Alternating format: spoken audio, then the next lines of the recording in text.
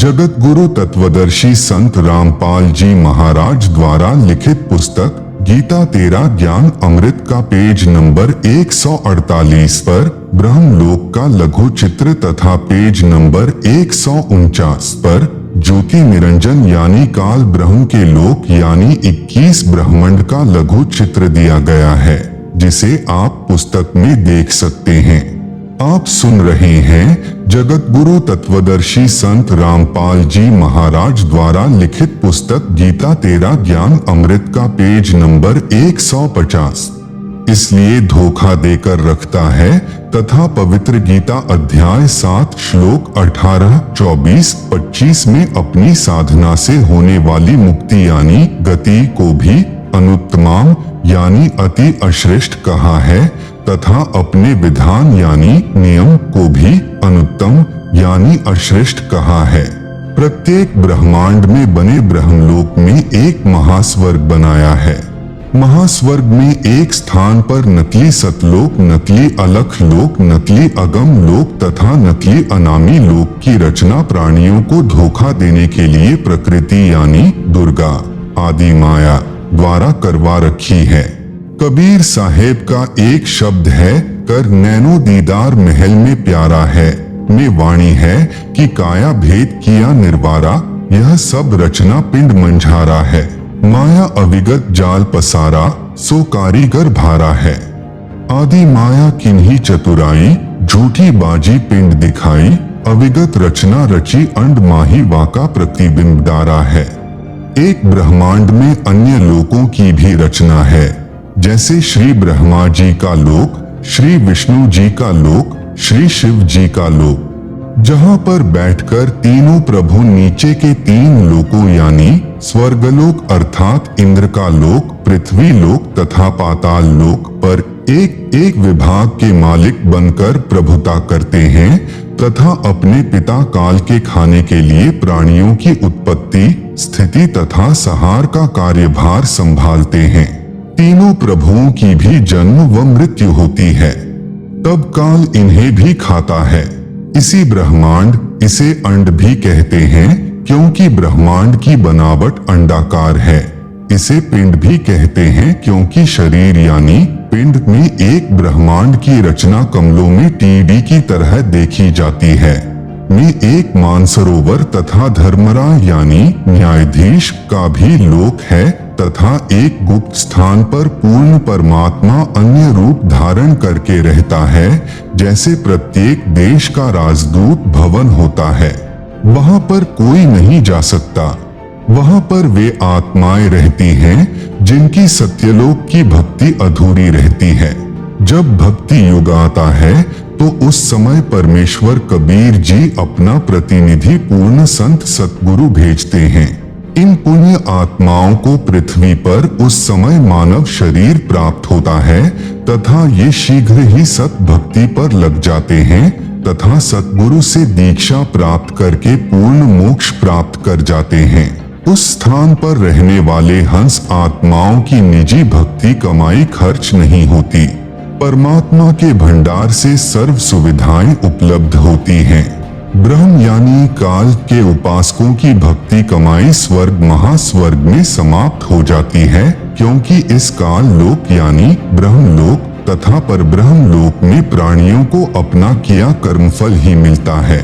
क्षर पुरुष यानी ब्रह्म ने अपने 20 ब्रह्मांडों को 4 महाब्रह्मांडों में विभाजित किया है।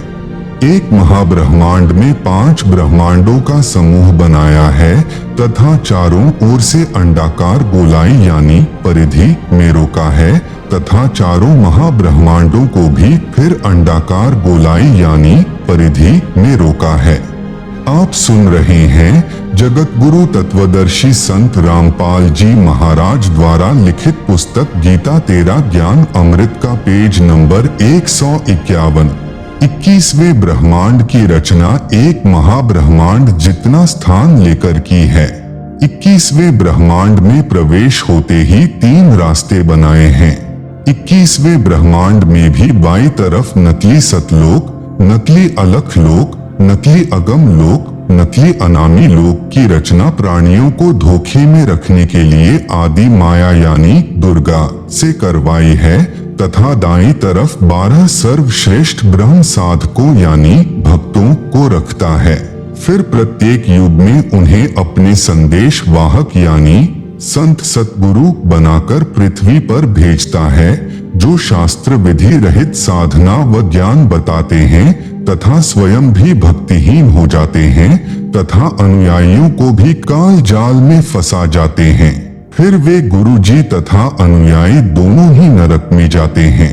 फिर सामने एक ताला लगा रखा है, वह रास्ता काल यानी ब्रह्म के निज लोक में जाता है, जहाँ पर यह ब्रह्म यानी काल अपने वास्तविक मानव सदृश काल रूप में रहता है।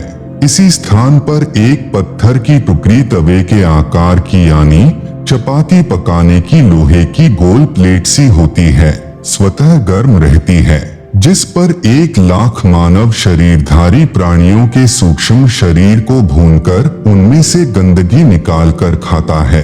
उस समय सर्व प्राणी बहुत पीड़ा अनुभव करते हैं तथा हाहाकार मच जाती है। फिर कुछ समय उपरांत वे बेहोश हो जाते हैं, जीव मरता नहीं। फिर धर्मराय के लोक में जाकर कर्माधार से अन्य जन्म प्राप्त करते हैं तथा जन्म मृत्यु का चक्कर बना रहता है।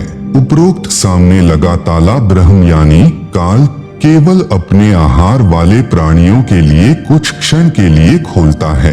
पूर्ण परमात्मा के सत्य नाम व सार नाम से यह ताला स्वयं खुल जाता है। ऐसे काल का जाल पूर्ण परमात्मा कबीरदेव यानी कबीर साहेब ने स्वयं ही अपने निजी भक्त धर्मदास जी को समझाया। परब्रह्म के 7 संख ब्रह्मांडों की स्थापना कबीर परमेश्वर यानी कबीरदेव ने आगे बताया है कि परब्रह्म यानी अक्षर पुरुष ने अपने कार्य में गफलत की, क्योंकि यह मानसरोवर में सो गया तथा जब परमेश्वर यानी मैंने अर्थात कबीर साहेब ने उस सरोवर में अंडा छोड़ा तो अक्षर पुरुष यानी परब्रह्म ने उसे क्रोध से देखा। इन दोनों अपराधों के कारण इसे भी 7 संख ब्रह्मांडों सहित सतलोक से बाहर कर दिया। अन्य कारण अक्षर पुरुष यानी परब्रह्म अपने साथी ब्रह्म यानी क्षर पुरुष की विदाई में व्याकुल होकर परमपिता कबीरदेव यानी कबीर परमेश्वर की याद भूलकर उसी को याद करने लगा तथा सोचा कि क्षर पुरुष यानी ब्रह्म तो बहुत आनंद मना रहा होगा, वह स्वतंत्र राज्य करेगा, मैं पीछे रह गया।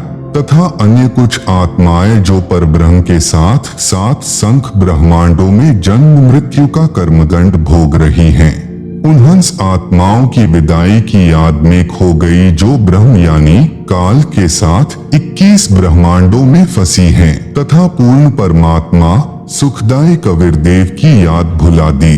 आप सुन रहे हैं जगत गुरु तत्वदर्शी संत रामपाल जी महाराज द्वारा लिखित पुस्तक गीता तेरा ज्ञान अमृत का पेज नंबर 152। परमेश्वर कबीरदेव के बार बार समझाने पर भी आस्था कम नहीं हुई। परब्रह्म यानी अक्षर पुरुष ने सोचा कि मैं भी अलग स्थान प्राप्त करूं तो अच्छा रहे।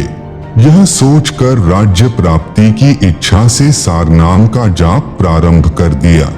इसी प्रकार अन्य आत्माओं ने यानी जो परब्रह्म के साथ संख ब्रह्मांडों में फंसी हैं, सोचा कि वे जो ब्रह्म के साथ आत्माएं गई हैं, वे तो वहां मौज मस्ती मनाएंगे, हम पीछे रह गए। परब्रह्म के मन में यह धारणा बनी कि क्षर पुरुष अलग होकर बहुत सुखी होगा। यह विचार कर अंतरात्मा से भिन्न स्थान प्राप्ति की ठान ली। परब्रह्म यानी अक्षर पुरुष ने हठ योग नहीं किया, परंतु केवल अलग राज्य प्राप्ति के लिए सहज ध्यान योग विशेष कसक के साथ करता रहा।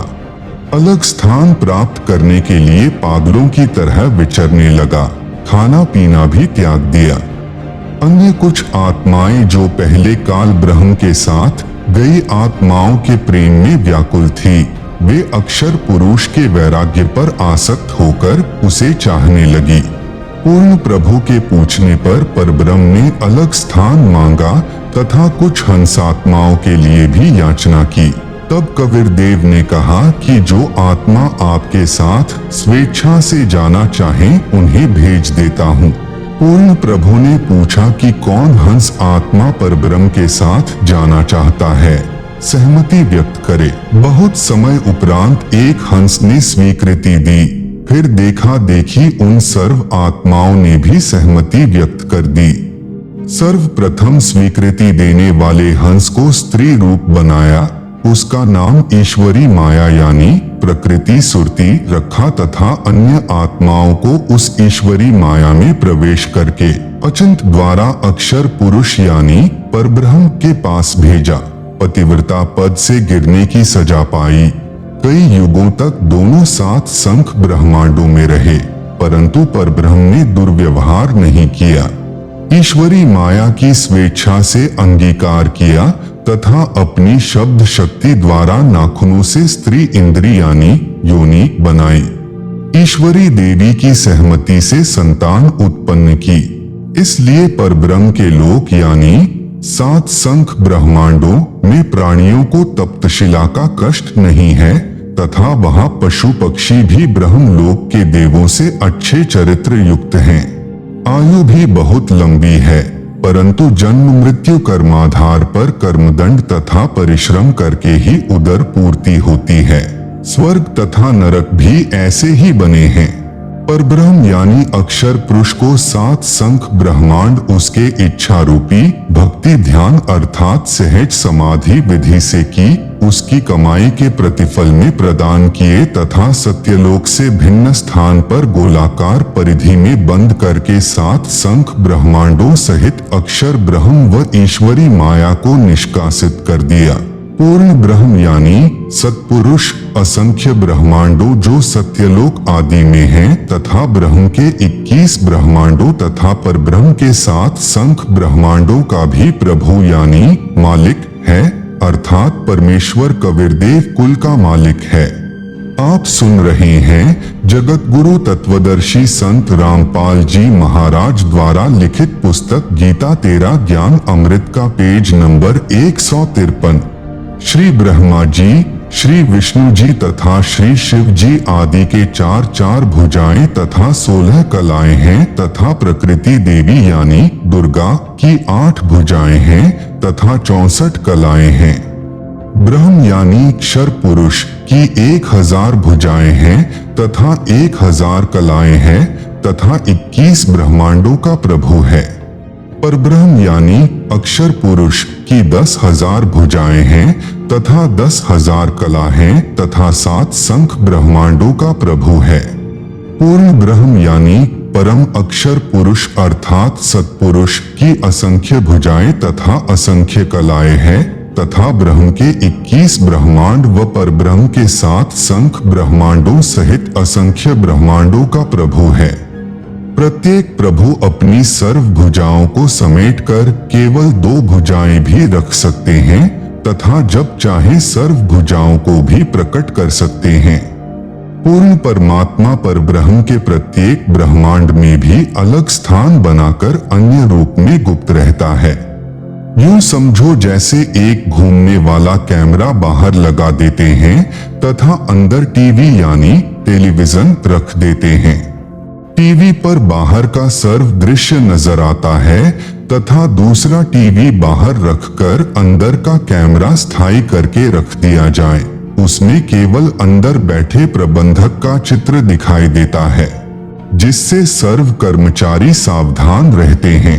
इसी प्रकार पूर्ण परमात्मा अपने सतलोक में बैठकर सर्व को नियंत्रित किए हुए हैं तथा प्रत्येक ब्रह्मांड में भी सतगुरु कबीरदेव विद्यमान रहते हैं, जैसे सूर्य दूर होते हुए भी अपना प्रभाव अन्य लोकों में बनाए हुए है।